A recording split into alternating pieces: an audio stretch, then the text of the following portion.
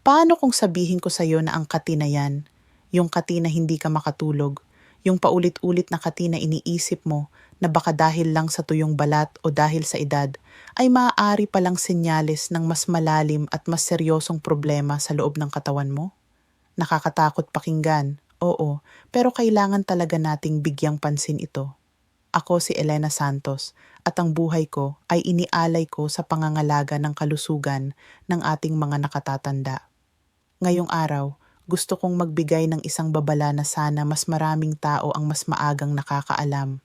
May isang tahimik na panganib na kadalasang hindi napapansin. Isang distress signal na mismong katawan mo ang nagpapadala. Isang simpleng katina.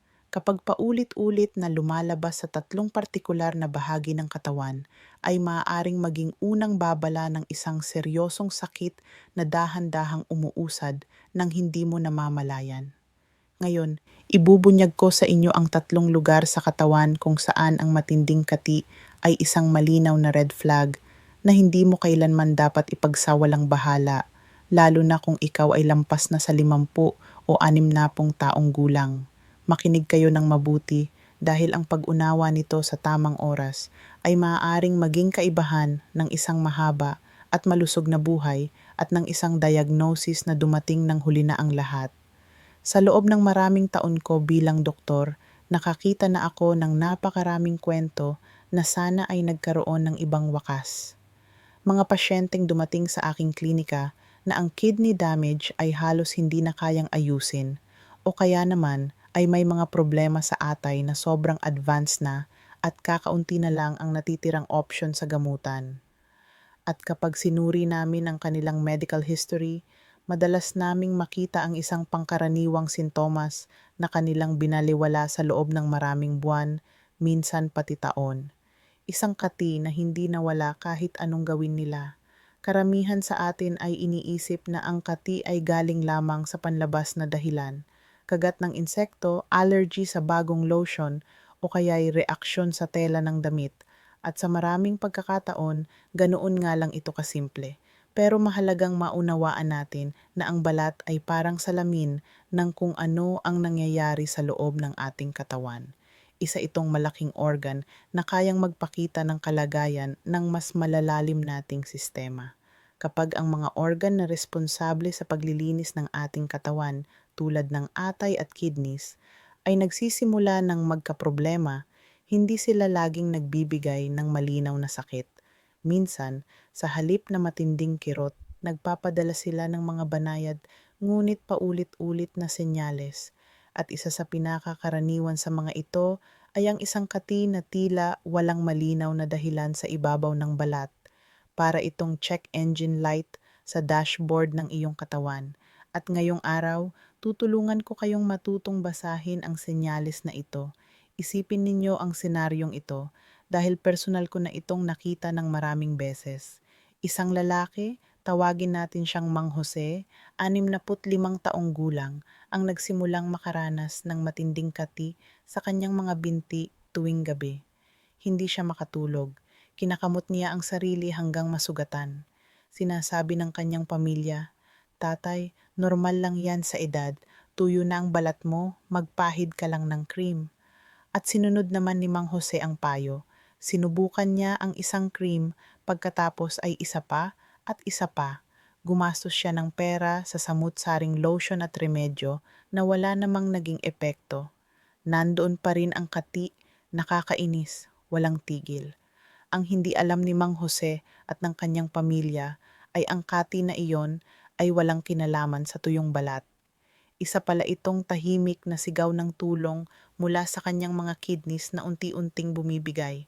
Hindi na maayos ang pag-filter ng mga toxins sa kanyang dugo.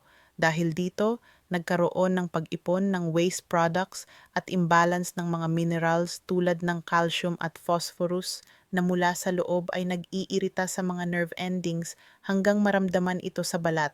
Ang katawan niya ay hindi humihingi ng mas makapal na cream. Humihingi ito ng gamutan na maaaring makapagliligtas ng kanyang buhay.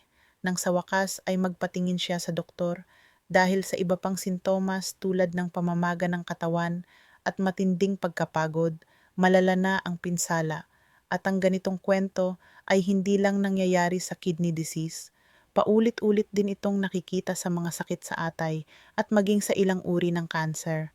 Ang problema, nasanay tayong gamutin ang sintomas sa ibabaw, imbes na tanungin kung bakit ito nangyayari. At kapag ang usapan ay persistent itching sa isang nakatatanda, ang pagbaliwala sa ugat ng problema ay napakataas ng panganib. Napakahalaga ng maagang diagnosis at ang kati na ito ay maaaring maging una at pinakamagandang pagkakataon mo para kumilos. Ngayon, dumako na tayo sa pinakamahalagang bahagi. Hindi lahat ng kati ay isang emergency, pero kapag ito ay malakas at tuloy-tuloy na nararamdaman sa tatlong partikular na lugar ng katawan, kailangan mo itong bigyan ng pinakamataas na atensyon. Ang unang lugar na madalas magbigay ng babala ay maaaring ikagulat mo. Ito ay ang palad ng mga kamay at ang talampakan ng mga paa. Kung nakakaramdam ka ng matinding kati, malalim, parang galing mismo sa loob, at mas lumalala pa tuwing gabi, isa itong malaking red flag. Hindi ito ang karaniwang kati na gumagaan kapag kinamot. Kahit anong kamot mo, hindi ito nawawala dahil wala naman talagang problema sa ibabaw ng balat. Tinitingnan mo ang iyong mga kamay at paa. Walang pantal, walang bukol, walang pamumula, walang sobrang panunuyo, pero ang pakiramdam ay hindi mapigilan. Ang ganitong uri ng kati, na kilala sa medisina bilang cholestatic pruritus, ay isang napakahalagang clinical clue na maaaring tumuro sa problema sa atay. Ano nga ba ang nangyayari rito?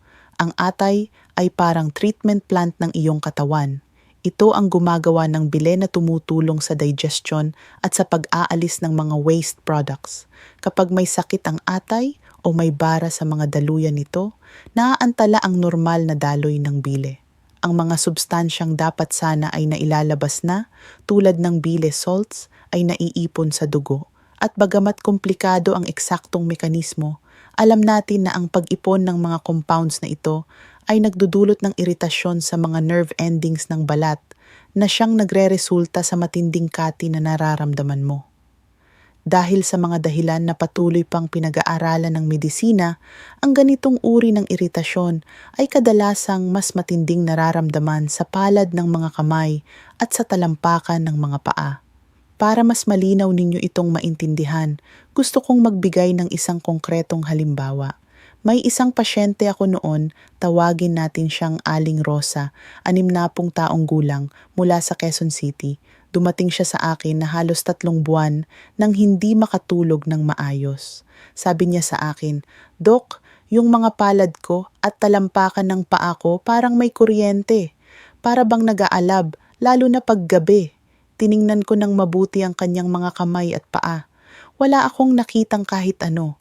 Malinis ang balat, walang sugat, walang pantal, walang pamumula. Pero ayon sa kanya, parang gusto na raw niyang ikis-kis ang mga palad niya sa semento para lang mawala ang kati. Dahil dito, nag-request ako ng liver function tests. Doon namin nakita na mataas na pala ang kanyang bilirubin levels at abnormal na ang liver enzymes niya. Sa mga sumunod pang pagsusuri, lumabas na mayroon siyang primary biliary cholangitis, isang kondisyon kung saan ang maliliit na bile ducts sa loob ng atay ay unti-unting nai-inflame at nasisira. Kung hindi namin ito na-diagnose agad, malaki ang posibilidad na ang liver damage niya ay naging irreversible. Pero dahil maaga naming nakita ang problema, agad naming nasimula ng tamang gamutan at ngayon ay kontrolado na ang kanyang kondisyon. Unti-unti ring nawala ang matinding kati na matagal niyang tiniis. Ito ang aral dito. Ang kati sa palad at talampakan ay hindi laging simpleng problema lang sa balat. Maaari itong senyales ng seryosong sakit sa atay na nangangailangan ng agarang medical attention. Ang pagwawalang bahala sa ganitong senyales ay maaaring magpahuli sa diagnosis ng underlying liver disease hanggang sa umabot ito sa advanced stage tulad ng cirrhosis o liver failure. Kaya kung ikaw ay nakakaramdam ng hindi maipaliwanag na kati sa iyong mga kamay at paa, huwag ka agad dumiretso sa botika para bumili ng cream. Mas mahalaga na magpa-schedule ka ng appointment sa iyong doktor at humingi ng blood tests para masuri kung maayos pa ang paggana ng iyong atay.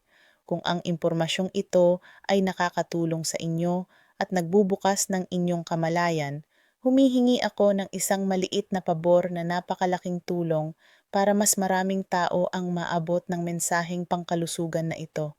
Sandali lang, pindutin ninyo ang like button ng video na ito at mag-subscribe. Sa ganitong paraan, hindi ninyo makakaligtaan ang iba pang mahahalagang babala na maaaring magprotekta sa inyong kalusugan at sa kalusugan ng inyong pamilya. Magpatuloy tayo. Ang pangalawang lugar ay ang likod, dibdib, at mga binti. Ito ang tinatawag na generalized itching. Ang ganitong uri ng kati ay hindi limitado sa isang partikular na bahagi ng katawan, pero ang itsura at pakiramdam nito ay mahirap ipagkamali. Ito ang klase ng kati na dumarating at nawawala at minsan ay inaatake ang halos buong katawan. Gayunpaman, mas madalas itong mas matinding nararamdaman sa likod, dibdib at mga binti. Isa itong kati na nakakainis, paulit-ulit at halos walang pahinga. Ang ganitong uri ng kati ay maaaring isang babala ng chronic kidney disease tulad ng nangyari sa kaso ni Mang Jose na nabanggit ko kanina. Sa medisina, kilala ito bilang uremic pruritus. Kapag ang mga kidneys na nagsisilbing pangunahing filter ng ating katawan ay nagsisimula ng bumigay, ang urea at iba pang waste products na dapat sana ay nailalabas sa pamamagitan ng ihi ay naiipon sa dugo. Tulad ng nabanggit ko, ang pag-iipon ng mga basurang ito at ang kawalan ng balanse ng mga mineral sa katawan ay isa sa mga pangunahing dahilan ng systemic itching na ito. Isa itong internal na problema, hindi simpleng issue ng balat. Sa mga bihira ngunit napaka-advanced na kaso, maaari pang makita ang isang parang puting pulbos sa ibabaw ng balat na tinatawag na uremic frost. Ito ay binubuo ng mga kristal na nabubuo mula sa waste products na lumalabas sa balat. Ang pinakadelikado sa chronic kidney disease ay madalas itong tinatawag na silent killer. Maaari kang mawalan ng malaking bahagi ng kidney function nang walang malinaw na sintomas hanggang sa biglang lumabas ang mga senyales tulad ng matinding kati, labis na pagkapagod, pamamaga ng katawan o mga muscle cramps. Sa puntong iyon, ang pinsala ay maaari nang maging malubha.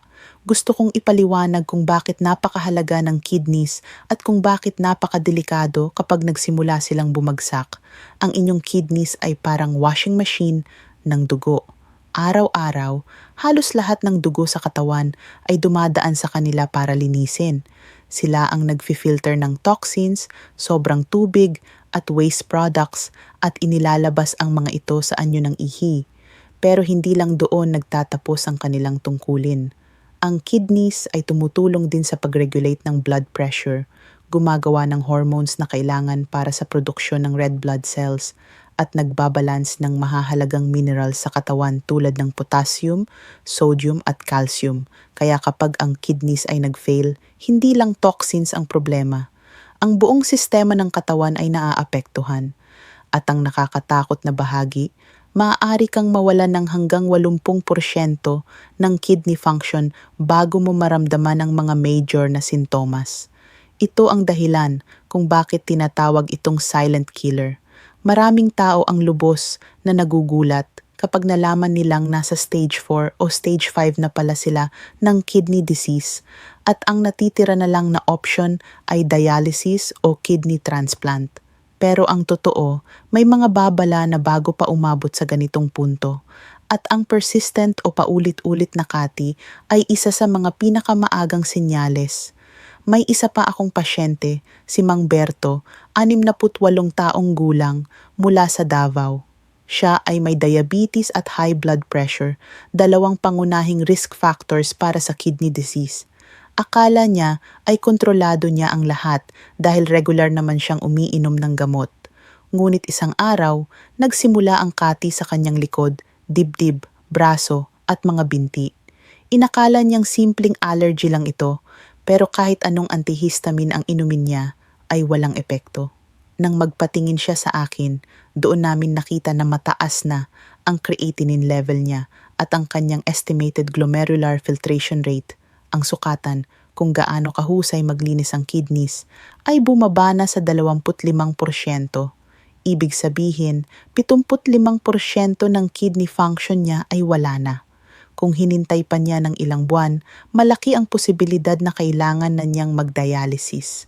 Pero dahil maaga namin itong nahuli, agad naming inadjust ang kanyang mga gamot, nagpatupad ng mahigpit na diet, at isinailalim siya sa masusing monitoring. Ngayon, stable na ang kanyang kondisyon at bumagal ang paglala ng kanyang sakit. Kontrolado na rin ang kanyang kati.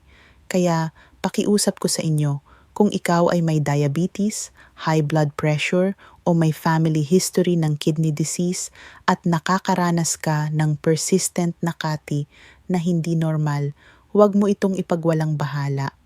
Kung may kati ka sa buong katawan na hindi nawawala kahit anong gawin mo, at lalo na kung may kasama itong alta presyon, diabetes, o kamag-anak na may problema sa kidneys, seryosohin mo ito at magpatingin agad sa doktor. Napakahalaga na kumonsulta ka agad sa doktor. Ang simpleng blood test at urine test ay kayang makakita ng kidney problem sa tamang oras. Huwag mong hintaying dumating sa punto na kailangan mo na ng dialysis bago ka kumilos. Mas maaga, mas mabuti. Ang pangatlong lugar ay isang partikular na zona sa katawan na may nunal, mantsa o lesyon na hindi gumagaling. Ito ang pinakamapanlang sa lahat dahil kadalasan ay maliit lamang at nakalocalize. Ang tinutukoy ko rito ay ang persistent na kati sa iisang bahagi lang ng katawan. Maaring ito ay isang nunal na bigla na lang nagsimulang mangati, isang maliit at magaspang na mantsa na hindi nawawala, o isang munting sugat na parang ayaw gumaling at palaging nangangati. Marami ang nagdidismiss ng ganito. Iniisip nila na baka may tumusok lang, may kagat ng insekto, o simpleng galis lang ito. Pero ang localized itching na ganito ay maaaring isa sa mga pinakaunang senyales ng skin cancer, tulad ng basal cell carcinoma o mas mapanganib pa, ang melanoma. Bakit ba ito nangangati? Habang ang cancer cells ay lumalaki ng walang kontrol, maaari silang maglabas ng mga substances na nag-iirita sa nerve fibers ng balat sa paligid. Sa ilang kaso, ang kati ay nararamdaman na bago pa maging halata ang mismong pagbabago sa itsura ng lesyon. Alam na ng marami ang tinatawag na ABCDE rule: asymmetry, irregular borders, varied color, large diameter, at evolution o pagbabago bilang gabay sa pagtukoy ng melanoma. Ngunit gusto kong idagdag ang isa pang mahalagang letra, ang E para sa pruritus o itching. Gusto kong pag-usapan ito ng mas detalyado dahil ang skin cancer ay isang kondisyon na napakaraming Pilipino ang hindi pa rin gaanong aware. Ang Pilipinas ay isang bansang tropikal. Matindi ang sikat ng araw at araw-araw ay maraming taong direktang exposed dito. Mga magsasaka, construction workers, mangingisda, tricycle drivers, at lahat ng nagtatrabaho sa labas. Kahit nga ang mga taong hindi nagtatrabaho sa labas pero naglalakad papunta sa palengke, naghihintay ng jeep o nagko-commute araw-araw ay exposed pa rin.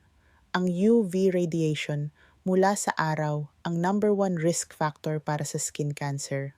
At ang mas nakakatakot, kahit ang mga taong may mas maitim na balat, tulad ng karamihan sa atin, ay hindi immune sa skin cancer. May maling paniniwala na ang dark skin ay protektado, pero hindi ito totoo. Mas bihira lang mangyari, pero posible pa rin, at minsan ay mas delikado pa dahil nadedetect ito ng huli, dahil iniisip natin na ligtas tayo. Ang melanoma, na pinakamapanganib na uri ng skin cancer, ay maaaring lumitaw kahit saan sa katawan. Kahit sa mga lugar na hindi palaging nasisikatan ng araw, tulad ng talampakan ng paa o sa pagitan ng mga daliri. May pasyente akong kilala, si Lola Nena, 70 taong gulang mula sa Batangas. May maliit siyang itim na nunal sa braso na matagal na niyang mayroon. Isang araw, nagsimula itong mangati. Hindi niya ito pinansin dahil inakala niyang dahil lang sa pawis o alikabok. Pagkalipas ng 2 buwan, napansin niyang lumalaki na ang nunal at nagbabago ang kulay nito. May bahagi na brown, may bahagi na itim, at may bahagi na parang mamula-mula. At hindi pa rin nawawala ang kati. Nang ipatingin niya ito sa dermatologist, Isinagawa ang biopsy at nakumpirma na melanoma pala ito. Sa kabutihang palad, maaga pa itong nahuli kaya naalis sa pamamagitan ng operasyon at hindi pa kumalat sa ibang bahagi ng katawan. Kung naghintay pa siya ng ilang buwan, maaaring kumalat na ito sa lymph nodes o sa mga internal organs at iyon ay maaaring maging banta na sa buhay. Kaya ang aral dito ay malinaw. Kahit maliit lang ang nunal, kahit mukha itong walang problema, kung ito ay patuloy na nangangati, huwag mo itong balewalain. At bagamat hindi gaanong karaniwan, ang generalized itching na walang malinaw na dahilan ay maaari ring maging reaksyon ng katawan sa internal cancers tulad ng lymphoma. Simple lang ang patakaran dito. Anumang bagong lesyon sa balat na nangangati, dumudugo, nagbabago ng hugis o kulay, o hindi gumagaling sa loob ng ilang linggo, ay dapat ipasuri sa dermatologist. At kung ang dati mo ng nunal ay biglang nagsimulang mangati ng walang malinaw na dahilan, iyon ay sapat na senyales para magpa-appointment agad sa doktor. Huwag mo itong ipagpaliban. Gusto ko ring bigyang diin na ang skin cancer ay lubhang nagagamot kapag ito ay na-detect ng maaga. Ang survival rate para sa early stage melanoma ay halos napakataas, pero kapag ito ay advanced na, bumababa ng malaki ang tsansang mabuhay. Kaya ang tunay na susi ay prevention at early detection. Alam kong ang lahat ng napag-usapan natin ay maaaring nakakabahala. Natural lang na ngayon ay iniisip mo ang bawat munting kati na naramdaman mo kamakailan. Baka sinusuri mo na sa isip ang iyong balat. Naiintindihan ko yon at normal na reaksyon iyon ng isang tao. Ang makarinig ng mga salitang tulad ng cancer, kidney failure, or liver failure ay talagang nakakatakot. Pero bago ka mataranta, gusto kong huminga ka muna ng malalim. Ang susi ay hindi ang mabuhay na may takot, kundi ang mabuhay na may sapat na kaalaman. Sa puntong ito, binibigyan kita ng mga tools para maiba ang simpleng abala sa tunay na alarm signal ng katawan.